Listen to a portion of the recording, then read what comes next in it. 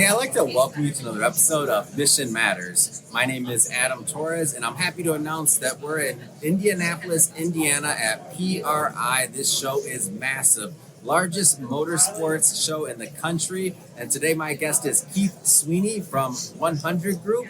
First off, I just want to say, hey Keith, welcome to the show. Thank you. Good to be here. Thanks for having me on.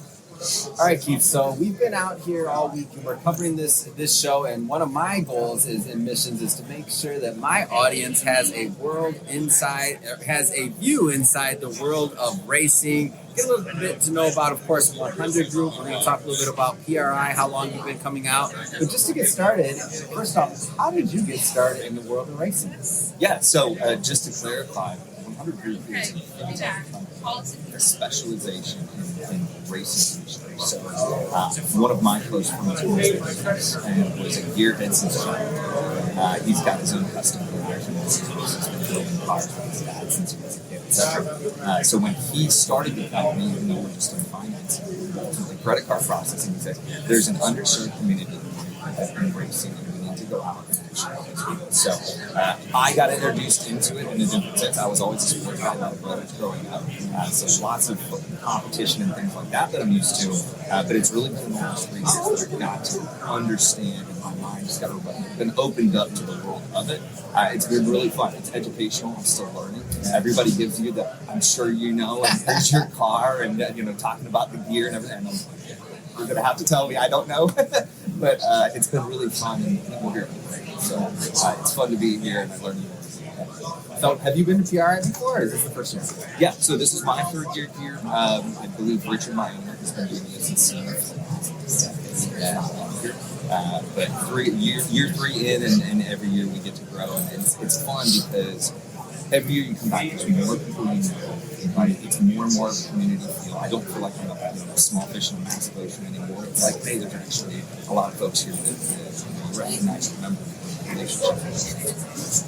Yeah, one of the things when I first was introduced to Jason and I saw what he's doing over at Trackside, I was thinking about, he was telling me about how the entire racing industry, is going through this digitization process. And I think about these tracks and dirt tracks all around the country. So from your perspective now, you said on the card processing side, how does that work? Tell us a little bit more about how that fits into racing. Yeah, absolutely. So if we think about it, if you look at the law of the universe, no, nothing happens until something moves, right?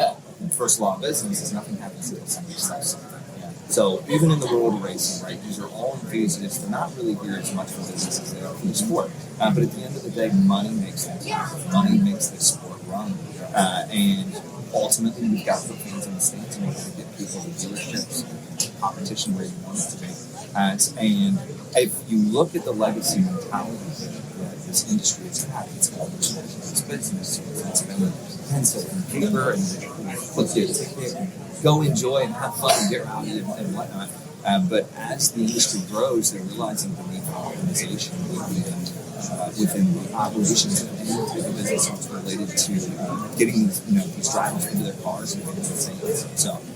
So we step in ultimately to provide first-class payment experience where merchants, as we call them, or business owners, can collect funds very quickly and ultimately reproduce the needed items and needed experiences that we have, ultimately making it easier for fans to come, get educated on what racing is, get to start enjoying the concept of it, and all that, and just have fun with it. Yeah.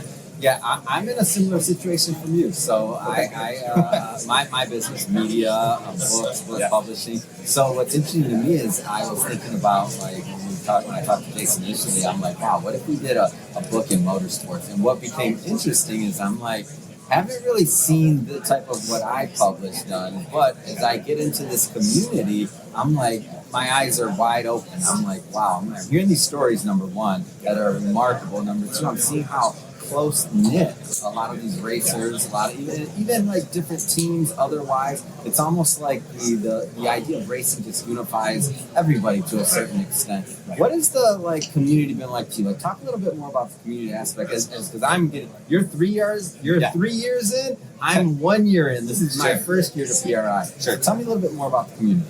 Well, I think it really starts, for us, again, being an outsider, it starts with a partnership. So 100 Group has been the first official preferred member That's really where we started our kind of process of just learning about that within NHR. And again, that moves over to other types of racing, NASCAR. Everybody's got kind of their niche, but NHR racing is where it started for us, and it's been building from there. And then on the more business side, it's been really exciting for us to partner with trackside systems. Obviously, the best in the sales system solution allows the community to expand faster. Right. But at the end of the day, it's bring the experience to the money that needs to be the folks that are really promoting the industry. Yeah. So a lot of business owners, a lot of entrepreneurs, a lot of executives watch this show, and maybe some of them haven't thought about the race car industry as a potential client.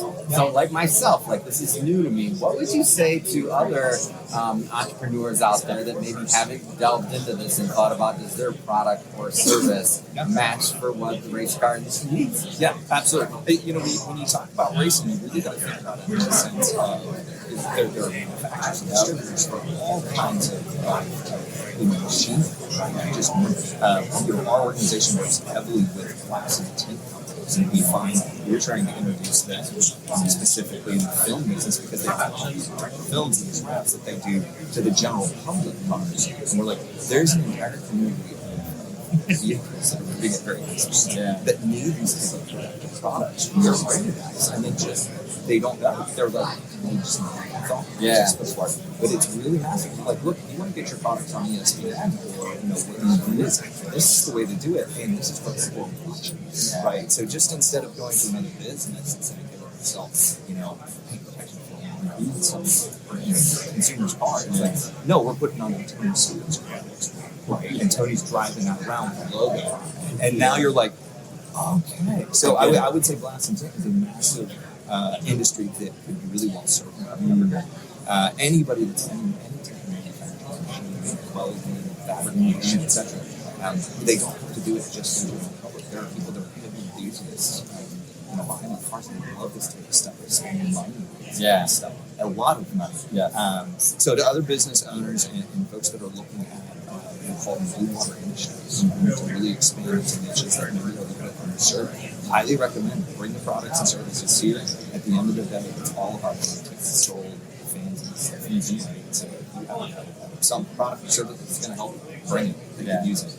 So. Yeah, I was also thinking about maybe some of the service industries. I'm like, I was thinking about, I'm walking through this, and I'm like, this is the first time I've been to a conference this big in a while, and I haven't seen like a social media marketing agency or like all these other agencies, even video editing, all these other things, because all these businesses, I mean, most of the people I've seen that I've walked through, that I've at least talked to, a lot of them are business owners themselves too. Like they spend a lot of money on these cars and on racing. Like you said, I've been through there, and I saw some of the prices. All right, so they're heavy. They make your eyes roll a little bit. Yeah. So what would you say to maybe some of those service businesses too? Have you seen a lot or? Yeah. Well, and I mean, trackside is the perfect example of somebody, right? So think about it like an ISP, internet service provider, like telecommunication, tech. These guys are so underserved. Track businesses and racers, it's all enthusiasts. Trackside is a perfect example of sound. We just wanted to build an in-house system for our own driving service, right? We just want to operate a little bit faster because we love the sport.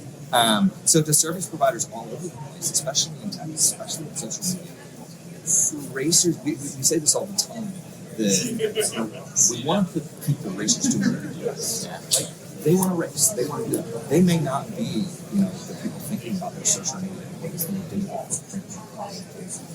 If there's some sort of track or entity that's housing these racers, what are the things that are going to put them at an area that's ultimately going to bring more attention to their location? So the service providing industry is massive. You could, pick your industry. It can fit here. It really can. So. I could probably go for another 10 minutes just on that, but I think that there's a lot of opportunity that's being missed out. So 100 Group, we've been talking a lot about racing. Does it serve other industries, other niches? It does, yeah. We have a few key. Again, credit card processing is so broad. You could service anybody that's on it. But at the end of the day, you really want to look for areas that you're enthusiastic about. And really can speak to the kind of no people get involved in the community, because in a truly apologist processing, yeah. It's just such a big industry. They often forget that you need to build relationships. That's ultimately what sells a product. Very commodity. Yeah. But if you can tailor that product and customize it to this industry specifically, they love you. They tell you, they talk about you to their friends. You get calls from their neighbors that say, "I need your help with that." Yeah. Crazy. We'd love to be a part of this too. Our industry specifically, it comes down to rates and service. And if you've got the relationships in place, people just leave them at service, and we like they typically save a little on their bottom line. It gets a little more in their pocket to go buy that next gear that they want to go spend that arm and leg for. So, yeah. So that being said, what are some of your future plans in racing? I know. I'm getting in a car. Are you going to? They keep telling me this. I'm putting you on the spot because we're both outsiders, Sure, so I say it from that sense. You can put me in a car. I'm not saying I'm going to be very good at driving. But no, so again, we just signed a partnership with State. And with that partnership, my team and I are going to be actually going to a lot of these races now to support them. We're sponsoring. Congratulations. So we're excited about actually just getting on site, right, and just being a part of the action. We've been the bottom of the scenes, guys. We've been the one dealing with the systems and software. It's time to get out there and have fun, right? And so I'm looking forward to it. I'm still learning again about this. Yeah, same. All the different types of racing, top field versus not but at the end of the day, it's about actually just getting and being a fan and starting to watch these guys compete. So that's awesome. Well, hey, I just want to say thank you for coming on. And also, the last question. Sure. If somebody wants to follow up, they want to learn more about 100 Group, what's the best way for them to do that? Yeah, absolutely. Yeah, you can visit us at www.100group.com. Just call our office in the way. We're happy to help out. You can also connect with Trackside System. We've got a great partnership with them. So anything that they might need, we're here to serve the community here. I'm happy to talk to anybody that wants to learn more about our industry as it supports racing. Fantastic. All right. Well, thank you again for coming on the show. And to the audience, as always, thank you for tuning in. I hope you had a lot of fun. We had a lot of fun shooting this for you. Again, we got some more interviews coming up. Don't forget, hit that subscribe button and hit it again and share this video too.